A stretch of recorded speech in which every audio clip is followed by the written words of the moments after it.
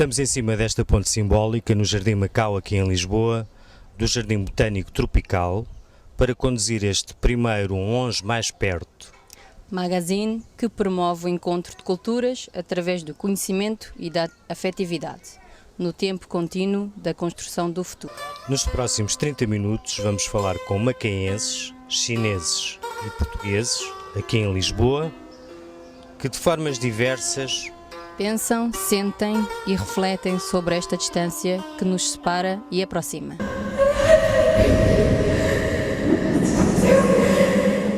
Começamos por vos mostrar uma pequena peça sobre o Festival Internacional de Cinema Índia Lisboa 2007, em que a presença do cinema da Ásia foi refrescante. Vamos ver algumas imagens do filme Johnny 2, rodado em 2006, e que é uma história sobre gangsters bem-falantes, muito bem filmada, que tem Macau como decor.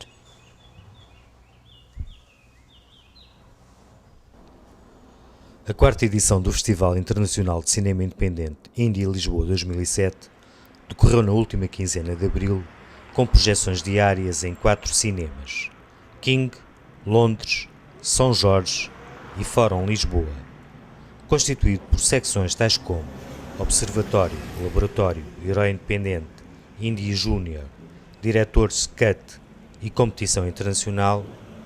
O público esteve sempre presente e o festival afirmou a sua maturidade, apesar dos seus 4 anos de existência. Nesta edição, Shinji Aoyama, um nome singular do cinema japonês contemporâneo, teve uma retrospectiva da sua obra. Os seus filmes, tal como os seus personagens, jovens deslocados no mundo de hoje, perdidos numa imensidão de signos, de comportamento e cultura pop, parece estar sempre em vias de redefinição. Na secção Observatório, que se afirma como aquela em que passam as obras essenciais no panorama do cinema independente contemporâneo, esteve presente um filme rodado em Macau. Trata-se de Exiled, de Johnny Tu, um realizador de Hong Kong.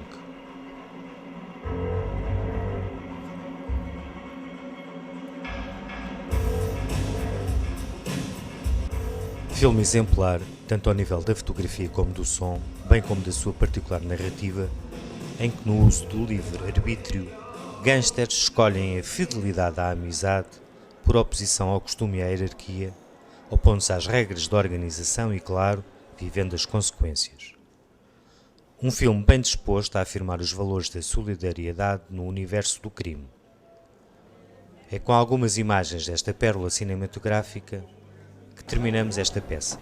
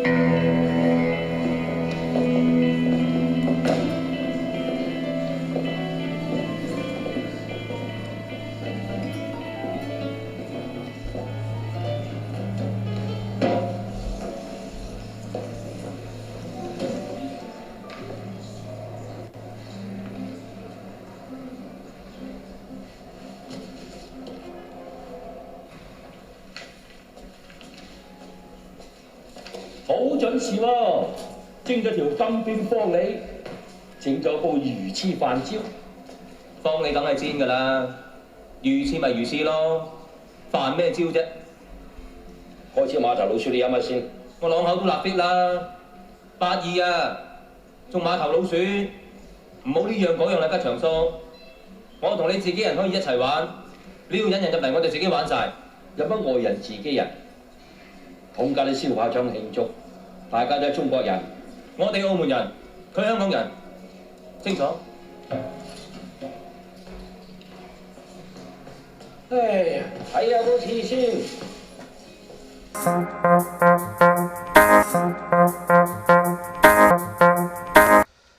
No Clube de Jornalistas, o João Santos Lucas, sociólogo, gestor e conselheiro para os assuntos do Sudoeste Asiático, afirma que a China é uma prioridade nacional. Esta sua afirmação já foi publicada no Tribuna de Macau. A única diferença é que a China o faz de uma forma diferente. Porque ainda por cima está numa fase prévia àquela em que o Ocidente está, não é? Que ainda está naquilo que é chamado raising awareness, ou seja, tomada de consciência, porque o problema na sociedade, nas sociedades ocidentais, sobretudo as desenvolvidas, está bastante já impregnado, enfim, em diferentes camadas da população, e na China ainda é muito minoritário, ainda não há só os inovadores, não é?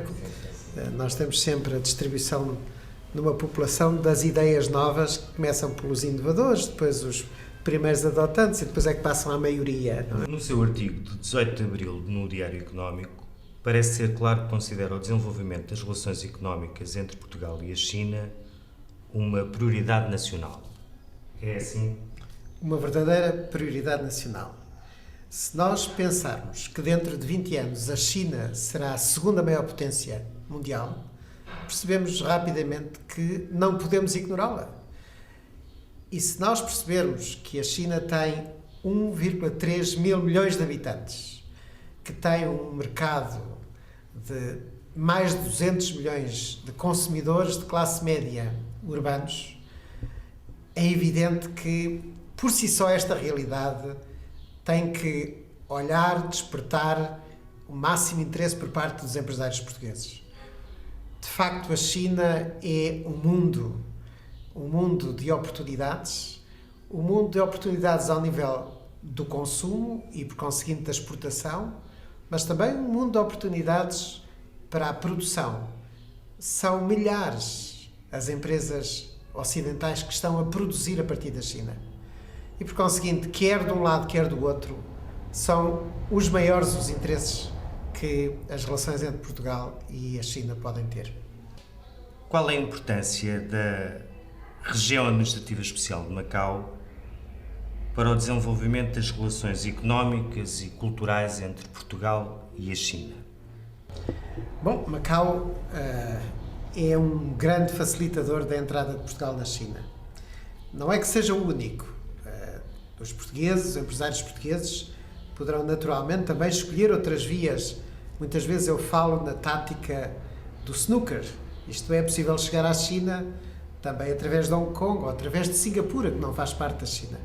Mas Macau tem preferências para os portugueses.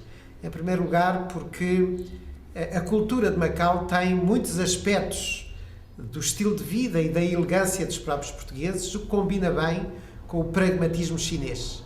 Por conseguinte, há aqui um ponto de partida vantajoso. Por outro lado, a própria legislação tem inspiração portuguesa e isso torna o caminho mais fácil para os investidores e mesmo para os exportadores. Naturalmente que Macau também tem muitas diferenças em relação a outras partes da China. Aliás, há muitas Chinas e os estilos de vida, a maneira de estar, os hábitos em Macau são distintos dos hábitos que encontramos já em Hong Kong, como ainda mais em Xangai. A China, como potência ascendente no quadro internacional, é um dado que estudos afirmam e os analistas conhecem há mais de 40 anos. No entanto, ainda hoje, em Portugal, olhando para as agendas dos diferentes jornais e estações de TV, Esta realidade factual é tratada de uma forma distante, ocasional, periférica. Em seu entender, porquê? A China, Macau, a Ásia estão longe geograficamente. E essa é uma das razões porque o que está longe geograficamente está longe do coração. Embora haja outras partes do mundo que também estejam longe e que chamem a atenção dos portugueses e de Portugal. Mas esta distância é sobretudo psicológica, é uma distância afetiva. Há claramente um desconhecimento, há claramente a barreira da língua, a barreira dos caracteres chineses, que levam a que se perceba muito pouco do que está para além da cortina de bambu. Mas claramente que as 550 mil empresas estrangeiras que estão na China tiveram que ultrapassar essa dificuldade. E, por conseguinte, não existem razões objetivas para que os portugueses não cheguem à China como os espanhóis, os franceses, os alemães, os ingleses ou os americanos. Nós temos mais razões, porque a nossa história é uma história muito próxima no passado, mas também no presente, muito próxima da China. Nos valores, na sensibilidade. E, por conseguinte, há grandes oportunidades para que esta distância se reduza. Venha connosco, vamos viajar com José Maçãs de Carvalho e com algumas das suas obras. O que é a arte contemporânea na sociedade de comunicação de massa?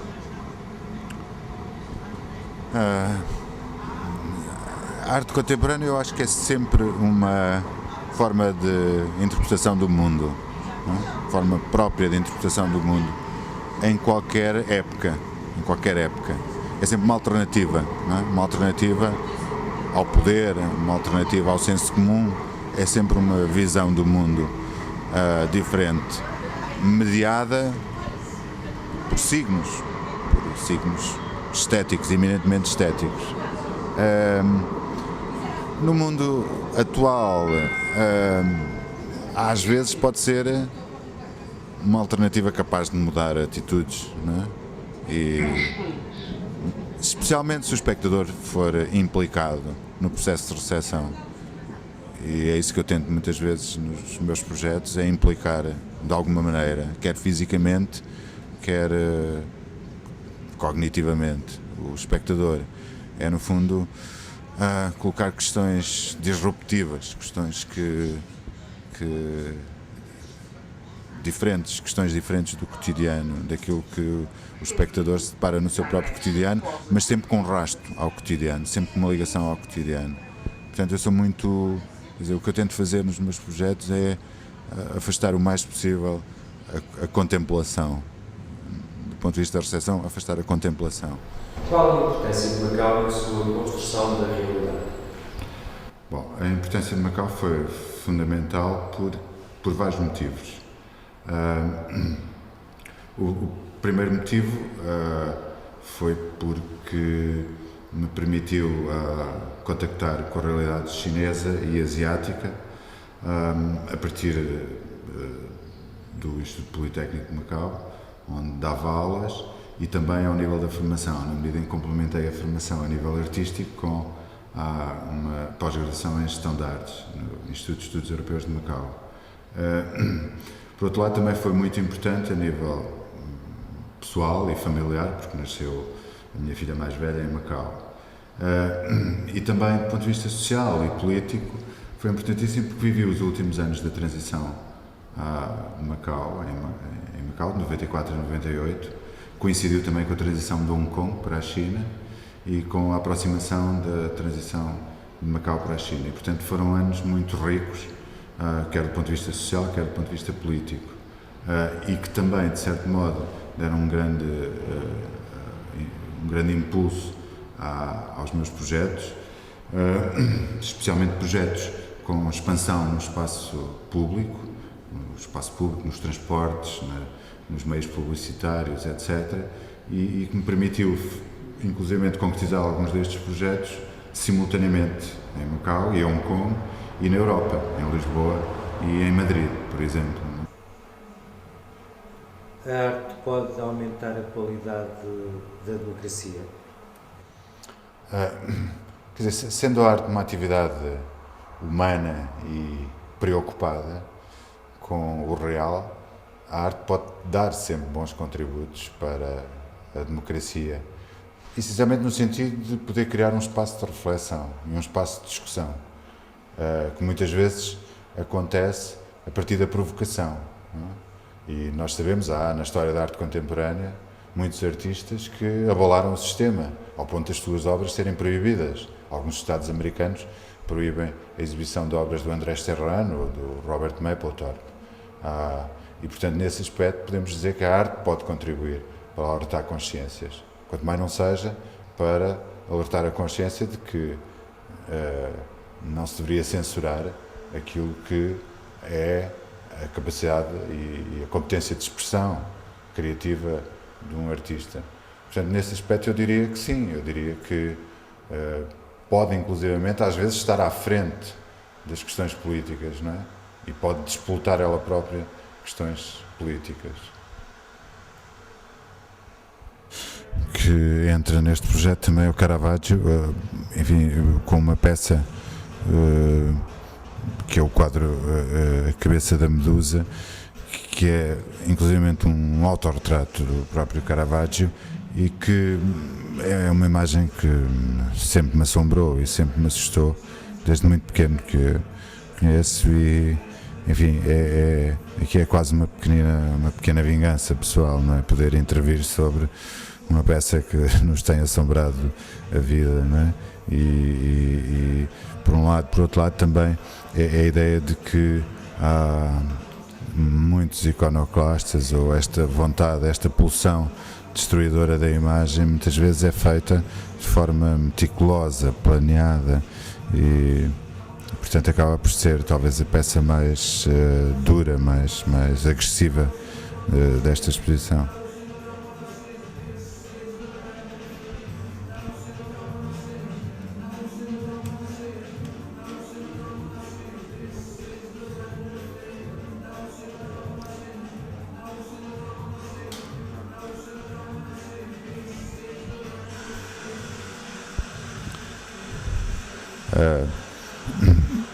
Caravaggio, curiosamente, é um autor fundamental, é um pintor fundamental, quer na história da pintura, quer na história das artes visuais, até porque foi um dos primeiros a perceber que a luz é a matéria fundamental na imagem, na construção da imagem. De certo modo, podíamos até dizer que é o primeiro fotógrafo da história da fotografia, ou da protofotografia, não é? Experimentemos muitas vezes tirar a luz de alguns dos quadros de Caravaggio e percebemos exatamente o que é uma fotografia, como é que se faz uma fotografia.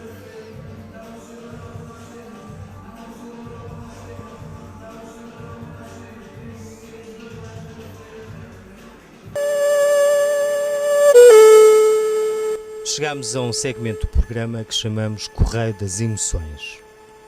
Seguem-se declarações de saudade para Macau e para as pessoas que a habitam.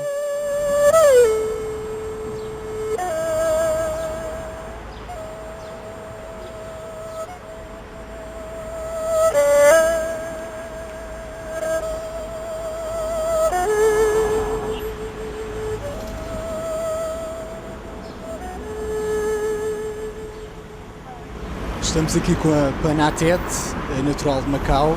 Gostaríamos de perguntar o que é que sublinhas positivo e negativo da cidade de Lisboa. Eu acho que primeiro é que queria esclarecer sobre os pontos positivos de Lisboa. É que acho que o ar aqui em Lisboa é mais fresco do que em Macau. Aliás, há mais árvores e, por outro lado, a educação, quer dizer, o tipo de educação em Lisboa é diferente do que em Macau. É porque aqui é mais prático, os estudantes podem expressar a sua opinião, mas em Macau é que nós sentamos ali e ouvimos sobre o que os professores estão a dizer e sobre os pontos negativos de Lisboa. Acho que as lojas abrem mais tarde do que em Macau e às vezes aqui eu não consigo comprar coisas no domingo. É assim que eu acho sobre Lisboa. E queres deixar alguma mensagem para algum familiar ou amigo que esteja em Macau? É que quero dizer que agora estou mesmo a estudar para preparar o meu exame, que é em julho, e quero dizer que para os meus pais não se preocupem, é que vou esforçar-me muito para ter uma nota boa, e também quero dizer aos meus amigos que não precisa de ter muitas saudades minhas, porque eu vou voltar para Macau muito cedo, logo depois do exame. Muito obrigado, então.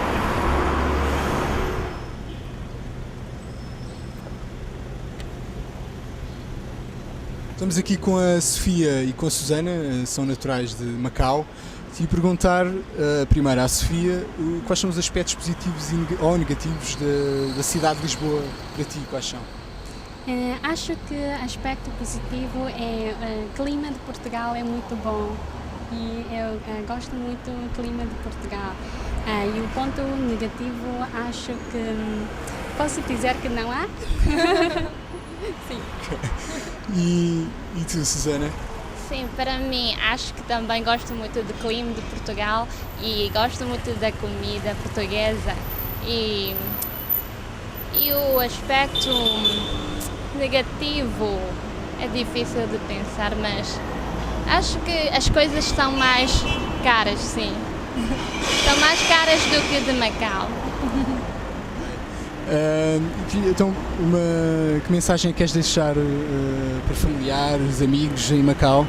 Sim, quero. Tenho muita saudade das minhas famílias e dos amigos. Eu vou continuar a estudar e vou esforçar para este curso. E tu, Susana? Eu deixo uma mensagem para minha mãe e o meu pai. Espero que eles tenham boa saúde e fiquem todos os dias contentes. Ok, obrigado então.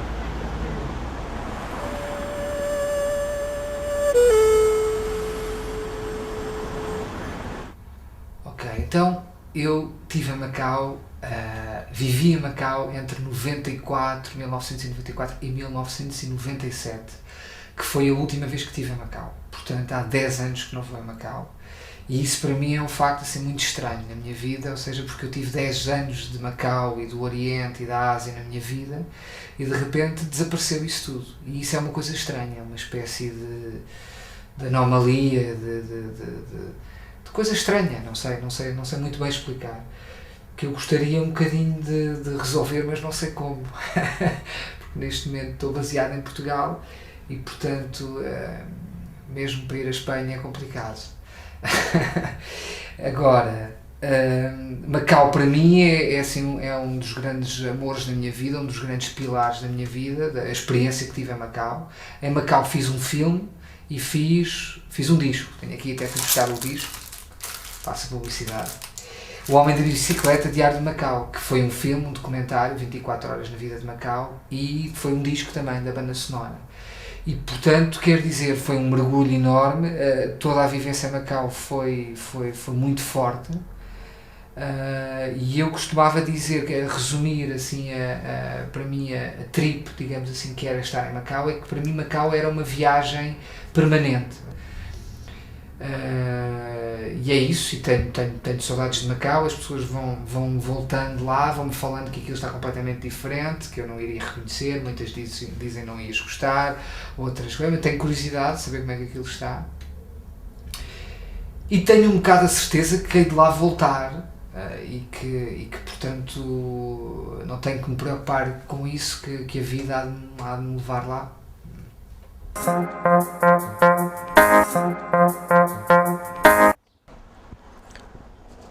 Para nos ajudar a refletir sobre o lugar de Macau nas relações Portugal-China, ouvimos o professor Dr. Carlos Manuel Piteira, do Instituto do Oriente. Curta reflexão sobre o papel de Macau enquanto plataforma para as relações económicas, sociais e políticas. RPC União Europeia e PLP, com especial incidência nos PALOP.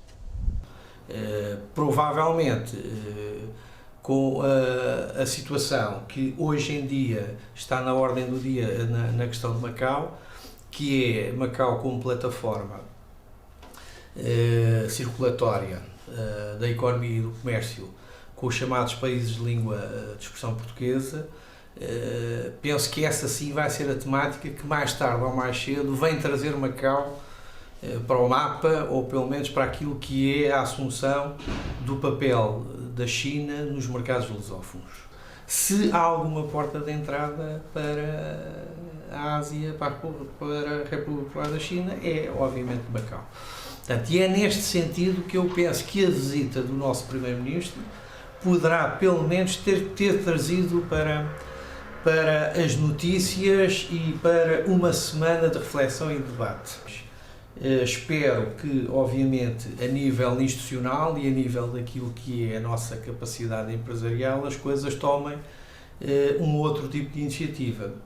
Penso que a comunicação social poderia ter aqui um papel relevante, nomeadamente em trazer esta temática com outra assiduidade, com outra frequência e, nomeadamente, explorar alguns aspectos estratégicos ou pontos positivos que Macau continua ainda a ter como eventual ponte daquilo que é a singularidade lusófona no Oriente e das potencialidades que continua a ter para o governo português numa relação bilateral com a China, diretamente, obviamente, mas também potenciando aquilo que é a herança lusófona que está sediada em Macau.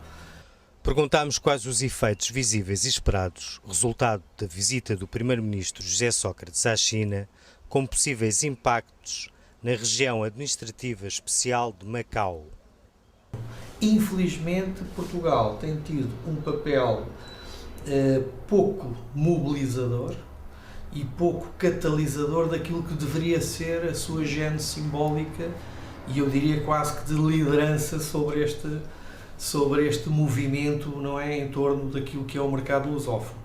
O que me parece é que futuramente poderemos quase que falar aqui num renascimento do chamado movimento não alinhado, que teve as suas origens do ponto de vista político com um conjunto de países que faz a triangulação entre a América Latina, a África e a Ásia, em que o movimento é essencialmente político e que procura assentos na chamada plataforma da ONU e que hoje se esgota porque já ocuparam os assentos, não é? Ou seja, os países tornaram-se independentes, hoje digamos que o objetivo político dos não alinhados esgota-se. Agora, vai crescer do ponto de vista daquilo que é a reformulação daquilo que poderíamos chamar um reordenamento da nova ordem económica internacional. Portanto, em que a China, aparentemente, vai aparecer como o grande líder daquilo que é o movimento económico alternativo, tendo em conta a ocupação destes países. E é aqui que neste triângulo, América Latina, África e Ásia, aparece uma linha condutora também do mercado lusófono, que está no Brasil, que está em África e que está também na China. Portanto, esta triangulação, eu diria que esta estratégia da China de ocupar esta linha do chamado mercado lusófono insere-se numa linha de ocupação mais vasta, que é um modelo económico alternativo, portanto, aos Estados Unidos e à Europa, e por sua vez tem aqui uma subdivisão que está muito bem localizada, que é precisamente a ocupação dos 3 continentes por via também do mercado lusófono. Diria que se esta situação se desenvolver, Macau, pelo seu aspecto simbólico, portanto, desta triangulação, vai ser fundamental para a RPC em termos de consolidar a legitimidade simbólica daquilo que é o espaço lusófono. Esgotámos o tempo deste programa. Estamos de volta dentro de 15 dias. O site e o mail de Longe Mais Perto é o que estão a ver. Este programa é vosso. Contactem. Até já. 这个节目是你们的，请联系，下次见。